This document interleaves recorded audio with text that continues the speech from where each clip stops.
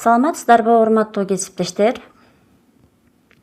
Республикалык педагогикалык кызматкерлердин квалификациясын жогорулатуу жана кайра даярдоо институтунун билим берүүнүн менеджменти кафедрасынын ага окутуучусу Сагынбаева Назира Оразалиевна.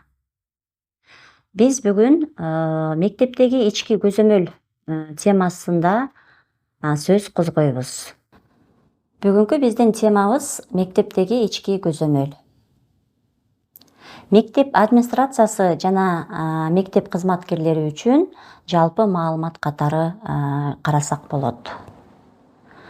Окуу жылынын башталышы менен мектептеги ички көзөмөлдүн 1 жылдык план графиги иштелип чыгат.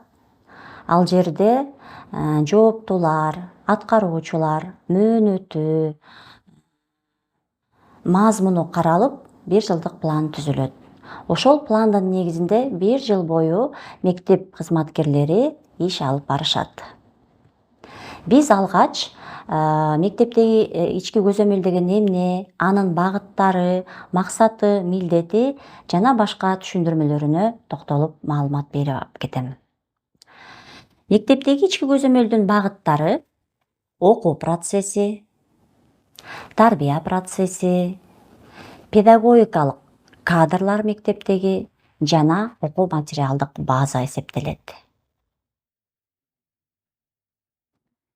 Ички мектептик көзөмөлдүн максаты жалпы билим берүүчү мекеменин окуу тарбия иши тууралуу толук маалымат алуу жана өз учурунда окуу процессине тиешелүү өзгөртүүлөрдү киргизүү болуп саналат.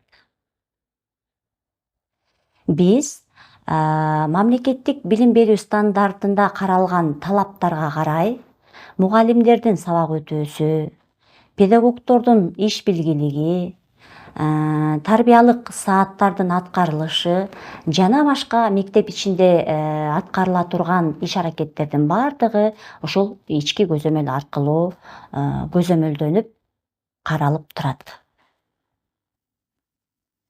Андан кийин ички көзөмөлдүн негизги милдеттери катары биз төмөнкүлөрдү карап алабыз.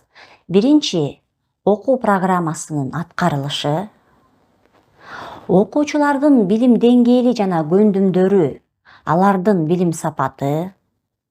Үчүнчү, окуу тарбия ишин уюштуруу боюнча мугалимдерге методикалык жактан жардам берүү. Билим берүү жөнүндө Кыргыз Республикасынын мыйзамдарынын талаптарын сакталышын көзөмөлдөө. Ошондой эле мугалимдер тарабынан билим берүүнүн мазмунунун ишке ашырылышы. Окуу дисциплиналарынын аткарылышын системалуу түрдө көзөмөлдөө. Мамлекеттик билим берүү стандартынын талаптарынын аткарылышын көзөмөлдөө бул ички көзөмөлдүн негизги милдеттери болуп саналат. Биз андан кийин мектептеги ички көзөмөлдүн методдорун карап алабыз.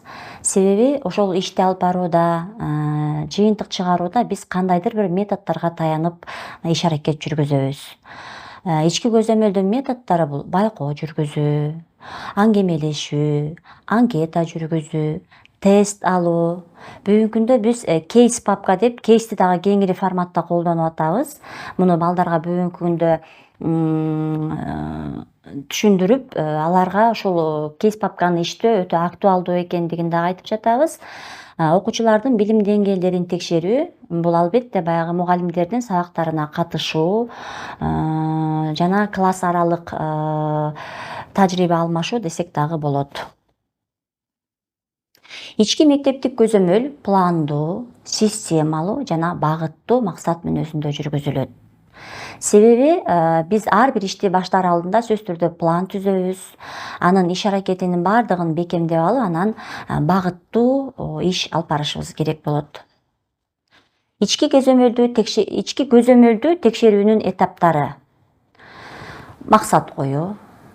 Биз бардыгыбыз жакшы билгендей, кандай иш алып барбайлы алгач максат коюп алабыз. Текшере турган объектини тандоо, текшерүүнү пландаштыруу, текшерүүнүн субъектисин аныктоо, маалымат чогултуу жана иштеп чыгуу, текшерүүнүн жыйынтыгын чыгаруу, рекомендация берүү. Көзөмөл жүргүзүүдө сөзсүз түрдө биз бир классты же болбосо бир мугалимдин сабагына кирүүнү пландаштырып алабыз. Ошол мугалимдин сабагында сабак кандай өтүлүп жатат, кандай критерийлерге таянды, калыптандыруу, өнүктүрүү деңгээлдери ишке аштыбы, ошолордун баардыгын карап, текшерүүгө барган кызматкерлер баардыгын иштеп, анализдеп чыгышат. Анан ар бир текшерүүнүн аягында жыйынтык чыгарылып, сунуш, пикирлер, рекомендация берилет. Текшерүүнүн эффективдүү жүрүшүнүн шарттары. Кайсыл учурда текшерүү эффективдүү болот, натыйжа берет? Так маалымат берүү, маалыматтын так болушу, педагогдордун ишинин деңгээлин окуп үйрөнүү, жардам берүү, алдыңкы мугалимдердин, алдыңкы педагогдордун тажрыйбаларын жайылтуу жана текшерүүчүнүн маданияттуулугу.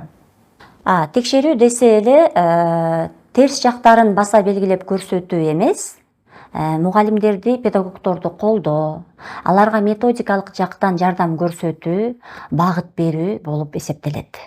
Бул текшерүүчүнүн бир гумандуулугу же маданияттуулугу деп эсептесек болот.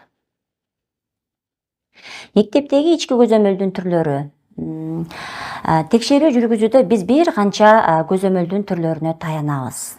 Алар тематикалык көзөмөл, фронталдык көзөмөл, обзордук көзөмөл, жекече көзөмөл, тематикалык жалпылоочу көзөмөл, алдын алуучу көзөмөл жана башка болуп бөлүнөт.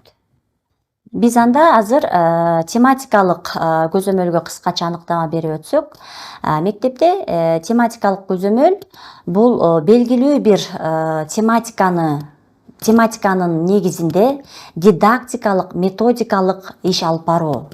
Мугалимдер ошол коюлган тематиканын негизинде ачык сабактар өтүлөт, же болбосо тарбиялык иштерди жүргүзүү болуп эсептелет. Фронталдык көзөмөл мектепти жалпы бардык жагынан текшерүү болуп саналат. Фронталдык көзөмөлдү биз ички деп да бөлүп алсак болот. Ички көзөмөл бул мектеп администрациясы тарабынан жалпы ошол мектеп ичинде жүргүзүлгөн текшерүү. Андан тышкары райондук билим берүү, облустук билим берүү тарабынан дагы ошо фронталдык текшерүү деп мектепти жалпы жонунан текшерип карап кетишет. Андан кийин класстык жалпылоочу көзөмөл деген бар бизде.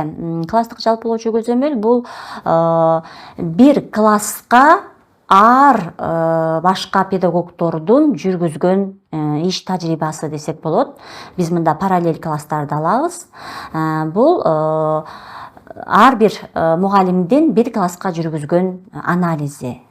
Ал жерде окуучулардын таанып билүүгө киришүүсү, окуучулардын мугалим менен болгон карым-катнашы, класстагы коллективдин психологиялык абалы жана башкалар каралат. Класстык жалпылоочу көзөмөл бул бардык мугалимдердин бир класстагы жүргүзгөн иш аракетин айтабыз. Мисалы бир параллель классты алабыз. Ошол класста мугалимдердин окуучулар менен иштеши, окуучулар менен кызматташтыгы, окуучулардын таанып билүүсүнүн ишке ашышы бардыгы ушул класстык жалпылоочу көзөмөлдө каралат. Бул класстык жалпылоочу көзөмөл окуу жылынын жыйынтыгынын анализинде бир класс тандалып алынат. Ал класс же абдан мыкты көрсөткүч берген класс болуп эсептелет, же болбосо тескерисинче ошо окуу процессинде көрсөткүчтөрү начар деп эсептелинген классты кандайдыр бир критерийлерге таянып бөлүп алышат. Дагы анан ошол жерде жалпы көзөмөл жүргүзүлөт. Ар бир текшерүүнүн жыйынтыгын талкуулоо жүрөт. Жыйынтык түрүнө жараша төмөндөгү чогулуштарда каралат. Педагогикалык кеңеш, кичи пед кеңеш, усулдук кеңештин чогулушу, ата-энелердин чогулушунда, окуучулардын чогулушу, класс жетекчилер, тарбиячылар, ата-энелер, окуучулар менен жекече аңгемелешүү дагы жүрөт. Текшерүүнүн жыйынтыгы боюнча жыйынтык документ, справка же доклад түзүлөт. Ушуну менен сабагыбызды аяктайбыз. Саламатта калыңыздар.